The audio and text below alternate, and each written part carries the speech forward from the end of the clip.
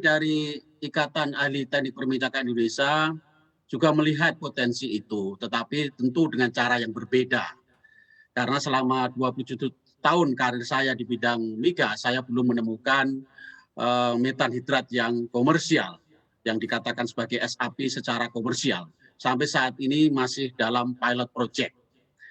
Beberapa ahli di Dewan Pakar juga mendalami terkait gas methan ini, antara lain Bapak Dr. Ardian Angkonda yang saat ini kerja di Aramco, juga melaksanakan studi terkait dengan gas api ini, dan memang potensinya besar, namun sulit untuk dieksploitasi.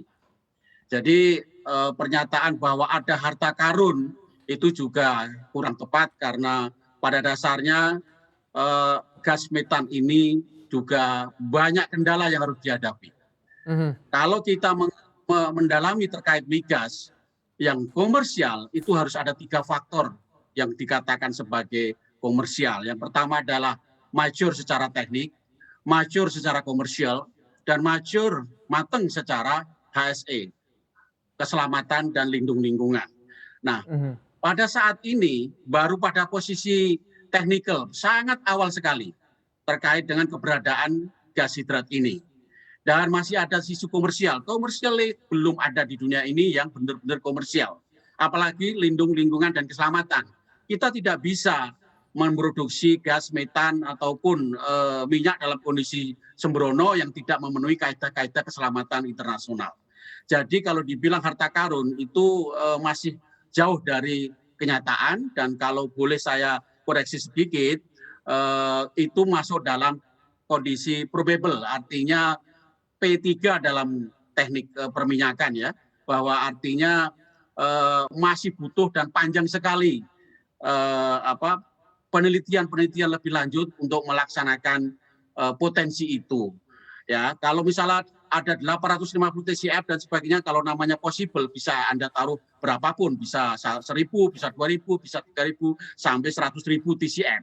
Nggak masalah, tetapi kan sebetulnya yang paling penting itu adalah bagaimana membawa potensi possible reserve itu menjadi potensial dan proven reserve yang bisa dijadiin komersial. Kira-kira gitu, Mas Gibran.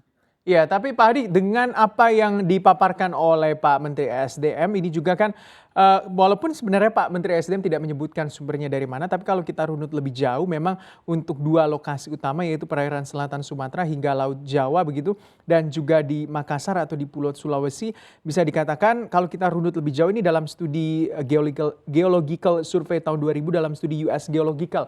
Apa Anda melihat memang wilayah-wilayah ini menyimpan potensi dari metan hidrat ini? Betul.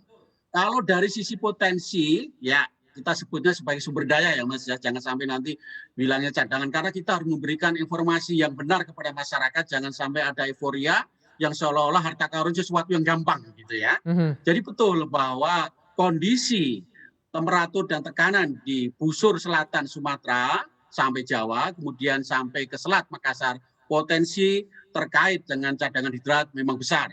Apa yang dikatakan oleh Kementerian SDM ada 850, itu hitungan kasar mereka memang seperti itu. Tetapi kan next step berikutnya apa yang harus dilakukan? Yang paling penting itu adalah bagaimana mengeksploitasi barang itu. Karena sesuatu yang terjadi di dalam tanah itu, metan hidrat itu berada di sebaran-sebaran laut, ya, di bottom sea ya istilahnya, di dasar samudra. Kemudian juga ada di daerah-daerah dingin karena temperaturnya rendah dan tekanannya tinggi, dan juga mungkin ada di sekitar 500 meter atau 1.000 meter di bawah sea floor. Nah, ini tantangannya. Memang besar potensinya, tetapi metan hidrat itu tidak stabil. Artinya eksploitasinya itu adalah sungguh-sungguh sangat sulit. Jangan lupa untuk download aplikasi CNBC Indonesia yang tersedia di Play Store dan juga App Store untuk mengikuti terus perkembangan informasi seputar ekonomi dan bisnis terkini.